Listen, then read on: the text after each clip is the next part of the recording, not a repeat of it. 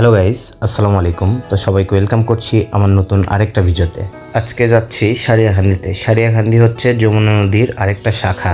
এই সারিয়াকান্দির রূপ আমরা বিভিন্ন সময় বিভিন্ন রকম দেখতে পারি। যেরকম বর্ষাকালে এই সারিয়াকান্দি যতটা সৌন্দর্যপূর্ণ হয়ে থাকে, সেরকম কিছু সংখ্যক মানুষের জন্য এটি হয়ে ওঠে অনেকটাই ভয়ানক।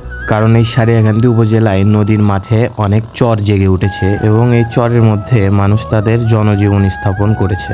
বর্ষাকালে বিভিন্ন ঝড় এবং বৃষ্টি হওয়ার কারণে এই চরগুলো পানিতে টইটুম্বুর হয়ে ওঠে এবং মানুষের জীবন জীবিকা নির্বাহে অনেকটাই ব্যাঘাত ঘটায়। বর্ষাকালে এর সৌন্দর্য উপভোগ করার জন্য আমরা যেরকম ছুটে যাই, সেরকম মানুষের জীবন জীবিকার কথা চিন্তা করলে কিছুটা থমকে যেতে হয়। আজকে শুক্রবারের দিন আমরা সবাই প্ল্যান করি যে সারিয়াকান্দিতে একটাবার ঘুরে আসা উচিত। তো আমরা দুপুরের দিকে সারিয়াকান্দির উদ্দেশ্যে রওনা দিয়ে দিই। আমার একটু যাইতে লেট হয়, কারণ আমাদের ঢাকা থেকে একটা ফ্রেন্ড আসছিল, তাকে হোটেল থেকে নিয়ে আমি পরবর্তীতে সবার সাথে জয়েন করি। বগুড়া থেকে প্রায় 22 কিলোমিটার পূর্বে যমুনা নদীর তীরে অবস্থিত এই সারিয়াকান্দি উপজেলা। একজন নদী প্রেমিক মানুষ কিংবা প্রকৃতি প্রেমী যদি আপনি হয়ে থাকেন, তাহলে আপনি একবার ঘুরে আসতেই পারেন সারিয়াকান্দি থেকে। সারিয়াকান্দিতে বিভিন্ন দার্শনিক স্থান রয়েছে, এগুলোর মধ্যে বিখ্যাত হচ্ছে কালীতলা ঘাট। শুক্রবারের দিন মানুষের কোলাহল এতটাই বেশি ছিল যে আমরা কালীতলা ঘাটে গিয়েও কালীতলা ঘাট থেকে ফিরে আসি। কালীতলা ঘাটে বিভিন্ন ধরনের খাবার হোটেল আছে, সেই হোটেলগুলোতে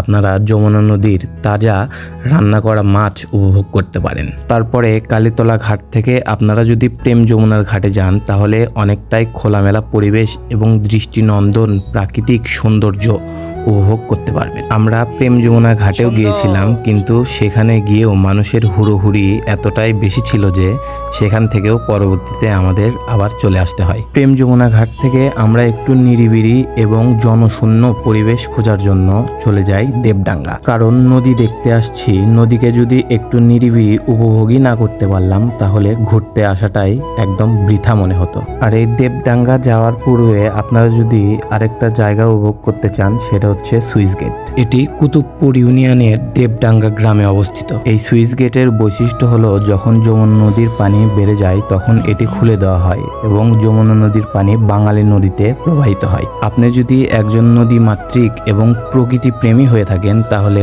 আপনার একটাবার ঘুরে আসা উচিত এই বগুড়া শহরের সারিয়াকান্দি উপজেলা থেকে। এই সারিয়াকান্দি নিয়ে আপনাদের মাঝে যদি কোনো কৌতূহল থেকে থাকে, তাহলে আপনারা কমেন্ট বক্সে কমেন্ট করে জানাবেন। আমি এই সারিয়াকান্দি নিয়ে একটি বড় ভিডিও আপনাদের মাঝে উপস্থাপন করার চেষ্টা করব। আর আপনারা বগুড়া শহরের কোন কোন স্থান দেখতে চান, সেই স্থানগুলো আমাকে কমেন্ট বক্সে কমেন্ট করে জানাবেন।